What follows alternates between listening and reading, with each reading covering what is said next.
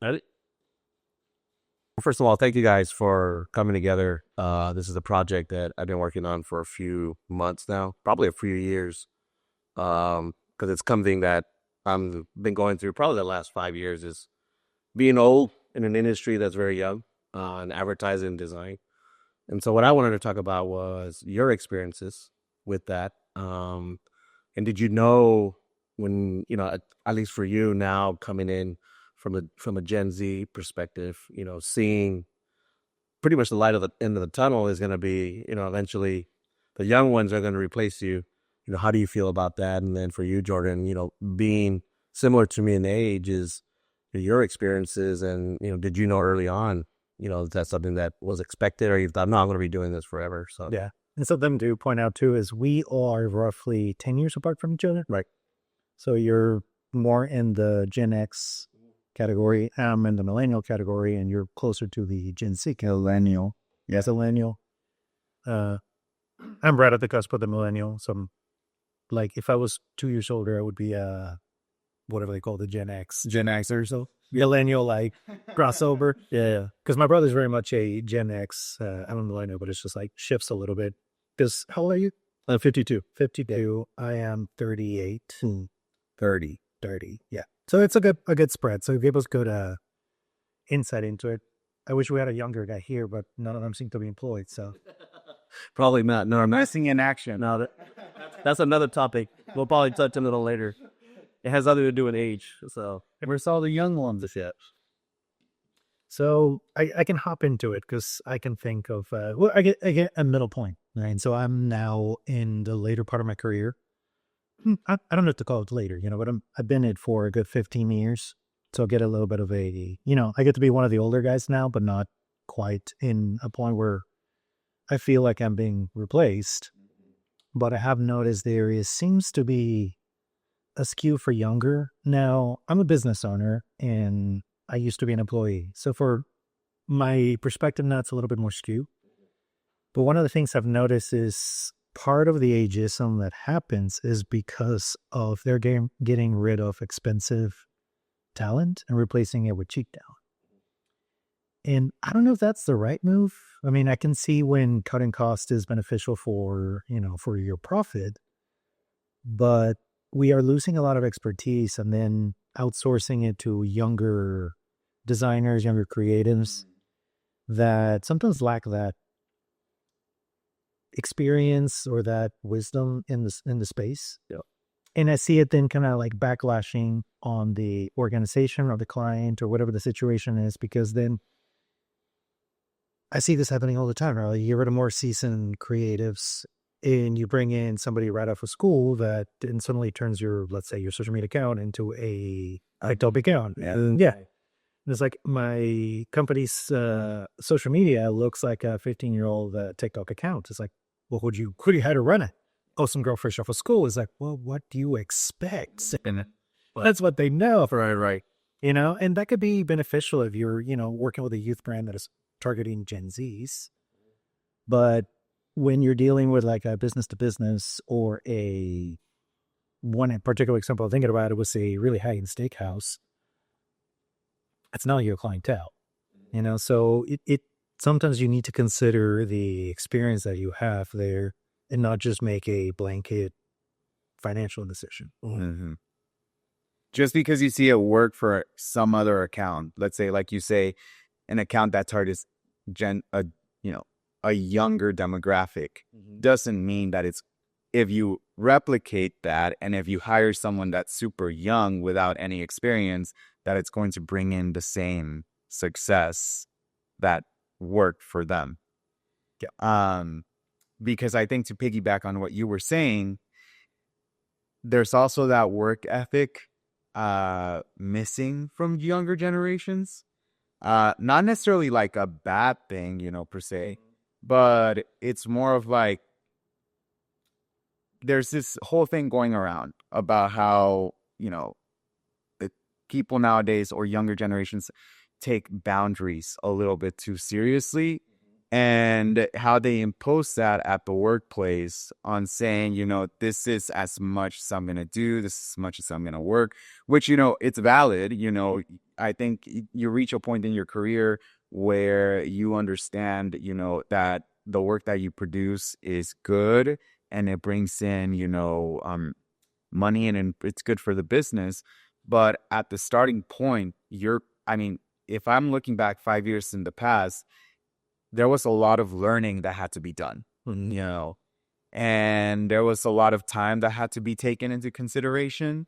And if I were to have said, oh, once I clock out at 5, I'm not touching this anymore, I probably would have not grown as much as I would have in real time. Because a lot of the learning always happens, usually after work hours, when mentally you kind of have that space to yourself and say, okay, now I'm not in the clock. If I really want to make something great, for example, if I'm working on a social piece, if I want to make this social piece great, it's probably going to require more than just like the 9 to 5. I want to make the animation look cool. I want to make the typography look great. Sometimes that happens after work hours. And if you don't have that work ethic to say, I'm going to keep on working for this short amount of time after the clock ends, you get to miss on those things that develop you as a creative individual.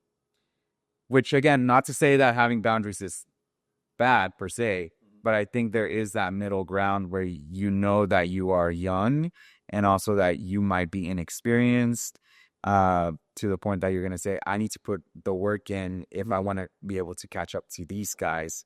Because then you get 5 years down the line and realize that the younger kids now are probably doing what you thought was going to take you 5 hours in like 30 seconds. So yeah, that's my point in that one. Well, that's a great point. And I think something that I've been thinking about too is the generations kind of give you is reflective of the technology. Mm-hmm. Right? I mean, when I started the design work, I think Steve Jobs wasn't yet at Apple yet. And so that kind of tells you how far along it's been. But I think within that, not just the computer, but I think also technology as in, social platforms, and, I had mentioned earlier, even now with AI, there's this great thing about technology making it easier for us, our lives, and in many respects, ChatGPT with work. And I'm wondering if that's also a significant part of why clients, because clients are also into that, right? They're into the new technology. They're like, no, why are we spending so much time on something that could do very quickly? But also, and that I know cheaply is probably a word, that always comes to mind, but maybe inexpensive, right? In terms of, and economical. That's a great word. Because in the end, that's kind of what we bought into, right? We were designers, advertisers, art directors. At the end, we're not doing fine art. We're doing commercial work. So I wonder how you all feel about, where we were. Let's just say, in mid 2000s when Facebook came along and Apple started, brought in 2007, brought in the iPhone, and of course you had all, Verizon, everyone else brought it in. Up till now, how much technology has really influenced designers and how maybe that's a part of why, the ageism exists, is the fact that it's, I can't keep up, but I'm not going to be as fluid in those technologies as, say, a Jazzy. I think it also comes from, like, to piggyback on what you were saying, it comes from people in leadership. Sometimes you have people who are, in their 50s in those very high positions of power who, for some reason in their head, they think that, one, if we bring someone in younger, they're going to be able to produce better work that's more up to date than someone that's been playing, the game already for quite a while, which is not necessarily true because, you might have a young person that is able to do with AI what it might take someone who's already had experience to do in like an 8-hour workday, but there's always going to be that missing human element to it that you can't get from AI. I mean, AI is great for like making, mock-ups, making, photographs. If you don't have the budget for a client to, get all those things done. But if you want to make something super specific for a project or for a client that has a truly individual touch to it, I don't think AI is there yet. And you are able to easily spot something when something is not done with real human hands. Yeah. Like in Univision, there's always commercials running of lawyers with car crashes and stuff like that. And you see that, I mean, nobody wants to film a real car crash, but you see that the families in the accidents, they're like AIs and stuff. I'm, oh my gosh, like, are we really using this footage for that? I've seen plenty of that. But, it just goes to show that at least to the human eye, you're still going to be able to spot when something's not real. And, sometimes I also feel like sometimes it might be people in leadership not wanting to have someone else come after their job. So it's like, you got to get rid of the competition, and yeah. No, well, it's funny you say that, because I was going to segue right into that, which is sometimes it's okay, I'm going to bring in someone young because they're going to, like, they want to be the one that owns that, right? It says, I brought this person in, they're bringing in all these insights. I guess what, we don't have to pay so much. Yeah. But I also think, at least in my experience, it's always, half the time it's always been this fear factor of this person who is my equal, probably same age. Sometimes you have to admit that they're really good and they're better than I am, and either you say, okay, I'm just going to work with them and then hope I don't get replaced, or I get replaced, right? But most of the time it's not like that. It's more, let me pull the trigger. Yeah. And let me go ahead, since I'm in the position of power, let me go ahead and let them go, put them on a pip, and then and go from there. You have me? Yeah. I mean, that's just, you could call PIB, you call it a review, however you want to call it. But, in my experience of it like that, and that's fine, because, and I hate to You're in a performance improvement program. Yeah, But we want you to get younger. you just get here. So here's a gym membership, and start with 3 months from this down, I'm going to need you to be 10 years younger. and here's a Botox doctor, right? I mean, that's an amazing, that's a kit. And I got $50,000 cheaper. Yeah. This is what video entails. But A pip kit. I like that. But that goes also to the other part that I get. We keep touching on it, and we might as well get into it, which is AI. And there's something that I was telling Jordan that I've been finding with my research through ageism and also with ethics and AI, and I've come to this question, or even a statement, to me is, are the new generation, like Gen Z, are they going through their crisis now? Designers, I'm talking about designers, Gen Z graphic designer, art directors. Before they didn't have competition except themselves. They weren't worried about being replaced. Older people like maybe like, yeah, we're going to get replaced by the younger generation.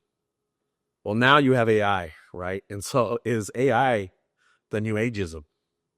Yeah, right. Is it the new phobia? Is it the new, like, oh crap? It's like, you know what I mean? So, yeah, you know what I mean? Like, wait a minute, I'm not even 50 yet. I'm already worried about being replaced. Think about that. You know what I mean? I'm 25. I just gotta. Yeah, I mean, yeah. Go ahead, elaborate on that. Yeah. I mean, I just went to go talk to a class at UNT. If any of y'all see this, great. And I actually met this guy who I had a call with, and he was showing me his work. And I'm not sure if he's like around my age. I think he's younger. And he didn't have agency experience, but his work looked like agency work already, like full-fledged production company work. Mm-hmm. I asked him, like, did you do this by yourself? And he was like, yeah, I'm like, that is crazy. Not because I'm fearful about my job, but more of like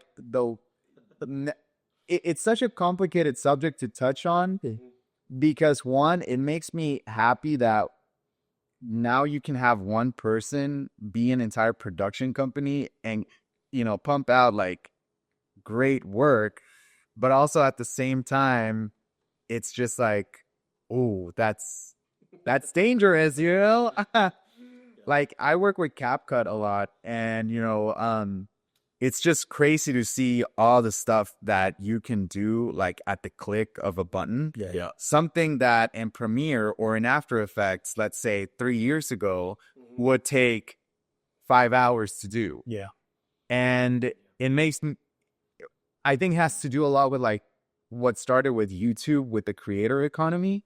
That at one point in like the last 10 years, YouTube became such a big thing, then Instagram, then TikTok, and suddenly everyone wanted to be a creator, which is great.